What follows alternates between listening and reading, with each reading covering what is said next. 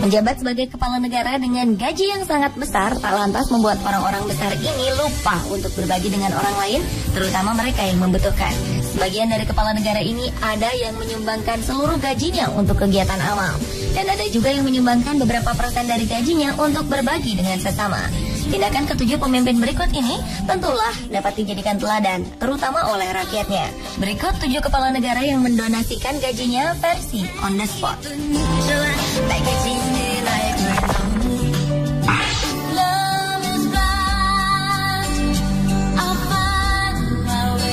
Dibuka oleh kemurahan hati Presiden Korea Selatan, Lee Myung-bak, yang pernah hidup dalam kemiskinan di masa kecilnya dulu. Sejak menjadi presiden Februari 2008 lalu, Lee Myung-bak selalu menyumbangkan gajinya untuk pengusaha kelas bawah. Langkah mulia ini kemudian ditambah dengan sumbangan sebesar 33,1 juta dolar Amerika atau sekitar 314 miliar rupiah yang kebanyakan dari dana pribadinya untuk membiayai para pelajar dan mahasiswa yang kesulitan membayar biaya pendidikan karena minim dana. Presiden yang juga berprofesi sebagai pebisnis besar di Korea Selatan itu mengaku pengalamannya dulu yang harus bekerja keras demi membiayai sekolah yang membuatnya ingin memberi sesuatu pada para pelajar yang tengah mengalami hal serupa.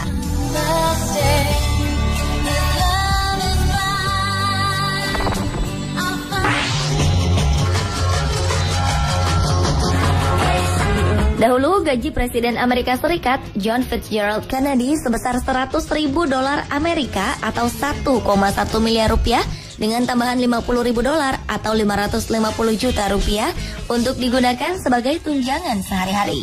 Alih-alih menikmati gajinya, John F. Kennedy ternyata menolak untuk menerimanya dan memilih untuk mendonasikan seluruhnya untuk kegiatan amal. Hal ini dilakukan Kennedy sebagai salah satu caranya membantu rakyat miskin yang juga merupakan salah satu kebijakan yang ia buat sebagai presiden. Uniknya, Presiden Amerika ke-35 ini tak pernah sesumbar dengan donasi yang ia lakukan. Sayangnya, pemerintahan Kennedy harus segera berakhir karena ia tewas tertembak di Texas pada tahun 1963, nyaris 1000 hari dari masa jabatannya. Walau Presiden John F. Kennedy dikenal memiliki banyak skandal percintaan dan kontroversi politik, tetapi ternyata ia tetap memiliki sisi lain yang patut diacungi jempol, yaitu rasa kepedulian sosial yang tinggi.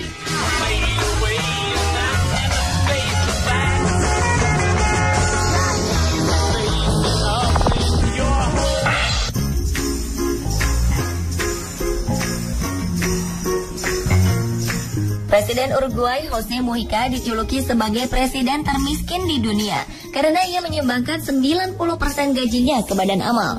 Namun ia tak merasa terusik dengan julukan tersebut. Setiap bulannya, presiden berusia 77 tahun itu digaji sekitar 119 juta rupiah. Namun ia hanya mengambil 10% saja dari haknya ini. Tak aneh jika barang mewah yang dimiliki presiden ini hanyalah sebuah rumah di daerah Montevideo dan sebuah mobil merek Volkswagen. Selain ingin membantu banyak rakyatnya yang masih hidup dalam kemiskinan, alasan Jose melakukan ini adalah agar tidak mendapat tuduhan korupsi di kemudian hari. Mungkin karena aksi amalnya presiden yang sebelumnya berprofesi sebagai petani ini, ekonomi Uruguay tergolong stabil. Bahkan kualitas hidup atau pembangunan manusia di Uruguay paling tinggi di Amerika Latin.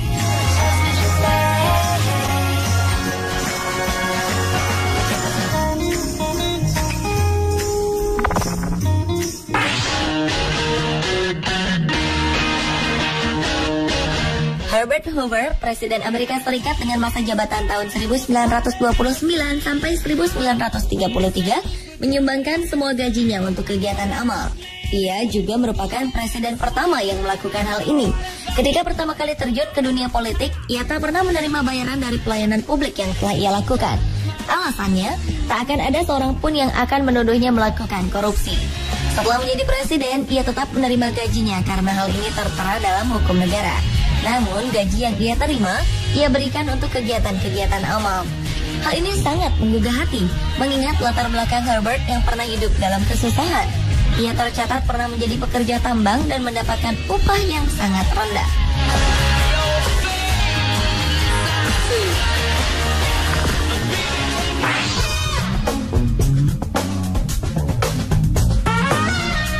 Nelson Aldrich Rockefeller merupakan wakil presiden Amerika Serikat ke-41 dengan masa kepemimpinan tahun 1974 sampai 1977 di bawah pemerintahan Presiden Gerald Ford. Ia juga merupakan salah satu anggota keluarga Rockefeller yang saat itu terkenal sebagai keluarga konglomerat di Amerika Serikat dengan berbagai bisnis besar yang dimiliki. Di samping semua aktivitas dan kegiatannya di bidang politik, ekonomi, dan bisnis, Nelson juga terkenal dengan kemurahan hatinya. Bersama dengan saudara-saudaranya, ia mendirikan Rockefeller Brothers Fund yang berkomitmen memajukan kesejahteraan masyarakat.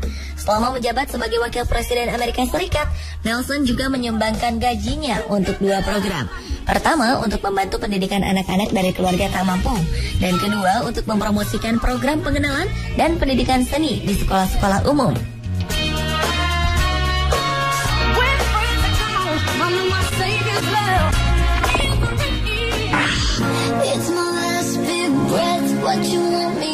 Presiden Amerika Serikat Barack Obama dan sang istri Michelle Obama menyumbangkan 14% dari pendapatannya untuk kegiatan amal.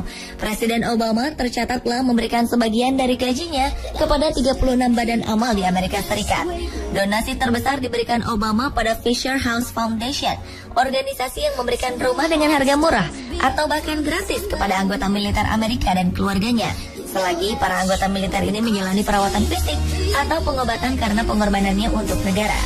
Pasangan presiden dan ibu negara yang terkenal sering tampil mesra ini juga memberikan sumbangan pada The Clinton Bush Haiti Fund, sebuah organisasi yang membantu kemajuan ekonomi penduduk Haiti.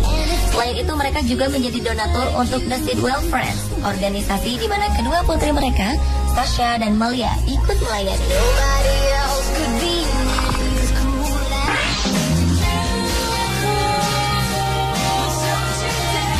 Perdana Menteri Singapura Lee Hsien Loong menyumbangkan sebagian kenaikan gaji yang diterimanya untuk mempromosikan kegiatan-kegiatan sosial dan pelayanan publik di Singapura, serta mendukung bakat-bakat seni muda di negara ini.